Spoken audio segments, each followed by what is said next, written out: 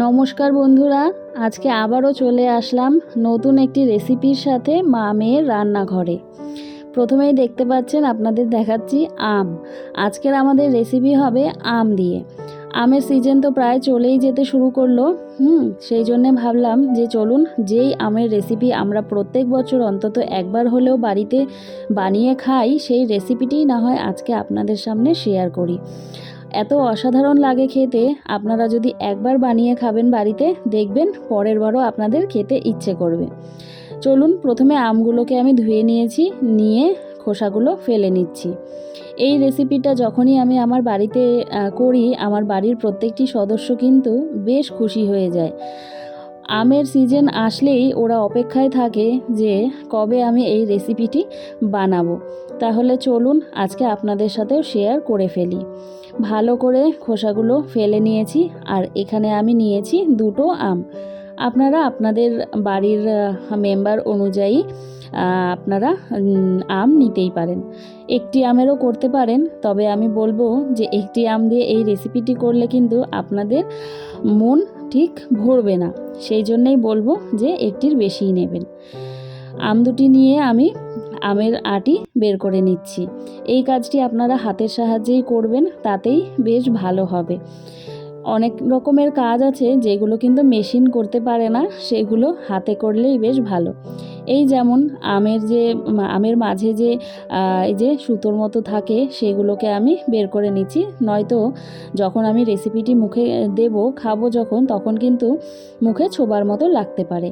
বের করে নিয়েছি। এবারে আমি দিয়ে দিচ্ছি হাফ বাটি চিনি।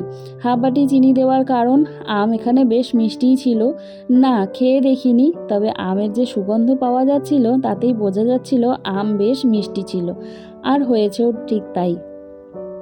প্রথমে আমি চিনিটা বেশ ভালো করে গুলে নিচ্ছি।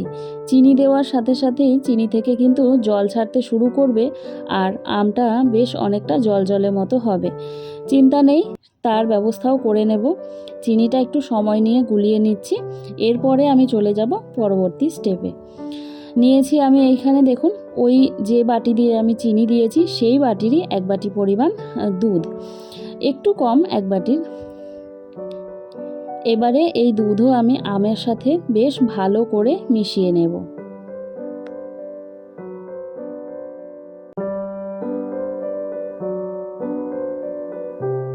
এক বাটি লিকুইড দুধের সাথে আমি দিয়ে দিচ্ছি এইখানে 1 প্যাকেট পরিমাণ গুঁড়ো দুধ।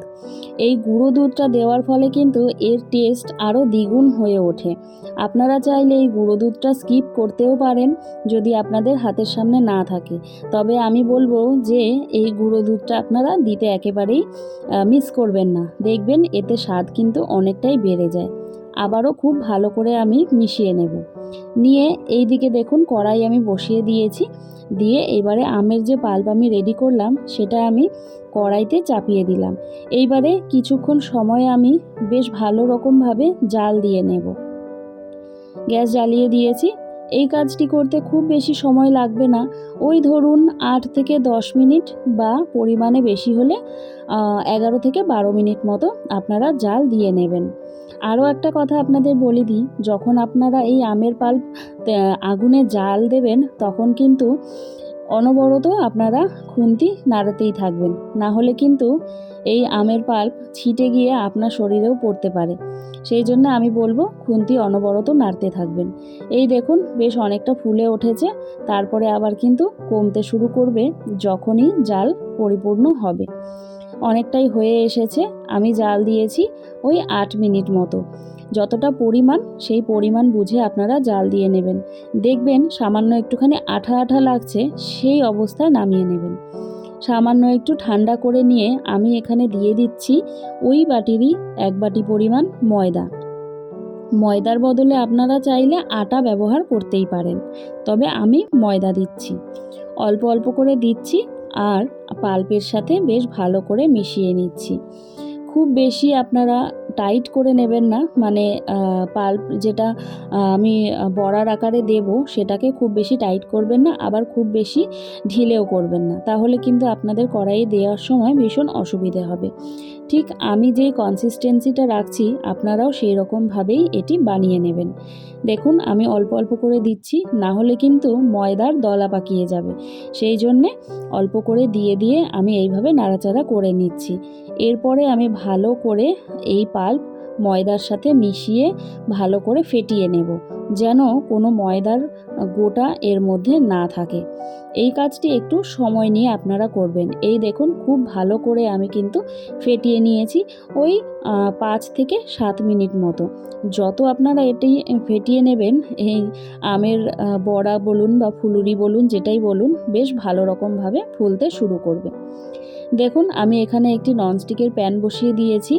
এই কাজটি আপনারা কড়াইতেও করতে পারেন, এই প্যানের মধ্যেই করতে হবে তার কোনো মানে নেই। তো এইভাবে আমি একটুখানি করে ঠেসে ঠেসে বেশ বড় রকম করে দিয়ে দিচ্ছি। দিতে একটু অসুবিধা হতে পারে, তবে আমরা যারা রান্না করতে পটু আমাদের কাছে এটি কোনো অসুবিধে মনে হয় না। এইভাবে করে চেপে চেপে আমি একটু ছড়িয়ে ছড়িয়ে দিয়ে দিচ্ছি। না, এখনই আপনারা কিন্তু এর ফুল লুকটা বুঝতে পারবেন না, একটু পরে বুঝতে পারবেন, দেখবেন কত সুন্দর করে ফুলে ফুলে উঠবে। প্যানের মধ্যে যত কটা দেওয়া সম্ভব আমি ঠিক তত কটাই দিয়ে দিচ্ছি, খুব বেশি দিতে যাবেন না, তাহলে কিন্তু একটির গায়ে আরও একটি লেগে যাবে, তাহলে আবার দেখতে ভালো লাগবে না। আর যে কোনো খাবার দেখবেন প্রথমে দেখতে যদি ভালো লাগে মনে হয় যেন বাহ খেতেও ভালো লাগবে, কি তাই তো? এবারে একটু সময় নিয়ে আমি এই বড়াগুলোকে উল্টে উল্টে উল্টে দেব। এক পিঠ দেখুন মোটামুটি ভাজা হয়ে গেছে, গ্যাসটা কমিয়ে রাখবেন, না হলে কিন্তু রং আগেই চলে আসবে আর ভেতর থেকে ভাজা হবে না। একটুখানি নাড়াচাড়া করে খুব সাবধানতার সাথে আমি একটি একটি করে উল্টে দিচ্ছি। একটুখানি এদিক ওদিক হলেই কিন্তু একটির গায়ে আরও একটি লেগে যাবে, সেই জন্যে খুব সাবধানে এই কাজটি করবেন। ভাজা হওয়ার সাথে সাথে কিন্তু এগুলো নিজের মতো করে ফুলতে থাকবে, আপনারা একটু খেয়াল করে দেখুন কত সুন্দর ফুলতে শুরু করেছে। খুব বেশি চেপে চেপে ভাজতে যাবেন না, তাহলে কিন্তু প্যানের গায়ে লেগেও যেতে পারে। খুব হালকা হাতেই আপনারা ভেজে নেবেন। এই দেখুন বেশ সুন্দর কিন্তু ফুলে উঠেছে। আপনাদের বলবো অন্তত একটি বার আমের সিজন শেষ হওয়ার আগেই এই রেসিপিটি একবার বানিয়ে খেয়ে নিন, দেখবেন আমার কথা আপনারা দিনরাত মনে করবেন। এই রেসিপিটি খেতে সত্যি এতটা দুর্দান্ত স্বাদ হয় যে আপনাদের মুখে বলে বোঝানো অসম্ভব বিষয়। আর দেখবেন সব সময় পাকা আম আমরা এদিক সেদিক কিন্তু নিয়ে গিয়ে খেতেও পারি না, এই অফিস বলুন স্কুল বলুন বাচ্চাদের, হ্যাঁ, আর এই রকমভাবে এই রেসিপিটি বানিয়ে নিলে আপনারা কিন্তু সব জায়গায় নিয়ে গিয়ে খেতে পারবেন। তাহলে আজকের এই রেসিপি আপনাদের কীরকম লাগলো আমাকে কমেন্টের মাধ্যমে অবশ্যই জানাবেন। খুবই সহজ একটি রেসিপি, তবে খেতে অসাধারণ। ভালো লাগলে চ্যানেলটিকে সাবস্ক্রাইব করতে একদমই ভুলবেন না। আপনাদের একটি সাবস্ক্রিপশন আমাকে অনেক দূর এগিয়ে নিয়ে যেতে পারে, আর আগামীতে আমাকে নতুন নতুন রেসিপি বানাতেও অনেকটা উৎসাহ দেবে আপনাদের একটি সাবস্ক্রিপশন।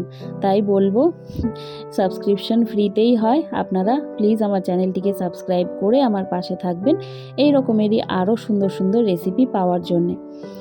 আজ তবে এখানেই শেষ করব। আর রেসিপি আশা করি আপনাদের ভালো লাগলো আর খুব ভালো করে বুঝেও গিয়েছেন। আর এই রেসিপি রিলেটেড যদি কোনো রকম কোয়ারিজ আপনাদের থাকে তাহলে অবশ্যই আমাকে কমেন্ট করবেন, আমি কমেন্টের মাধ্যমে আপনাদের জানিয়ে দেব। কথা বলতে বলতে দেখুন আমার দ্বিতীয়বারের ভাজাও প্রায় হয়ে এসেছে, আর একটু লাল লাল হলে নামিয়ে নেব। দেখতেই কত সুন্দর লাগছে দেখুন, আর এতটা সফট হয়েছিল কি বলবো আপনাদের, না বানিয়ে খেলে আপনারা কিন্তু বুঝতে পারবেন না। এই দেখুন ফুলে গিয়ে কিন্তু অনেকটাই বড় বড় হয়ে গেছে। এটিও আরও একটু সামান্য ভেজে নিয়ে তুলে নিলেই ব্যাস হয়ে গেল আমের ফুলুরি বলুন বা আমের বড়া বলুন, যেটাই বলুন না কেন।